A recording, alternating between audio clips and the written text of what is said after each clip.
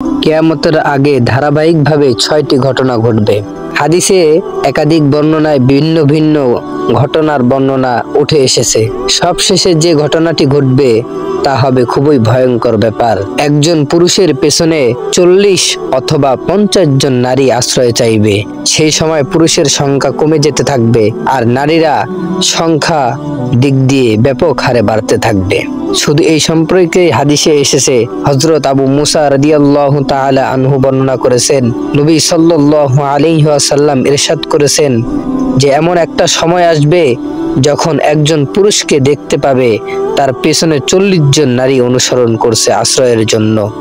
কেননা তখন পুরুষের সংখ্যা অনেক কমে যাবে আর নারীর সংখ্যা বাড়তে থাকবে। হযরত আউফ ইবনে মালিক রাদিয়াল্লাহু তাআলা আনহু বর্ণনা করেছেন, আমি তাবুক যুদ্ধে আল্লাহর রাসূল সাল্লাল্লাহু আলাইহি ওয়াসাল্লামের কাছে এলাম। তখন তিনি একটি চামড়ার তৈরি তাঁবুতে ছিলেন। আল্লাহর রাসূল সাল্লাল্লাহু আলাইহি ওয়াসাল্লাম বললেন, কিয়ামতের আগে 6টি নিদর্শন গণনা করে রাখো।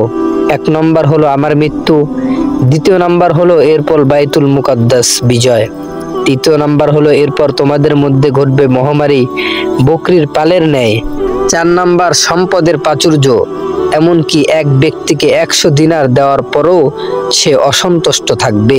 5 নম্বর হলো এরপর এমন এক ফিতনা আসবে যা আরবের প্রতিটি ঘরে ঘরে প্রবেশ করবে। 6 নম্বর এরপর যুদ্ধবিরতির চুক্তি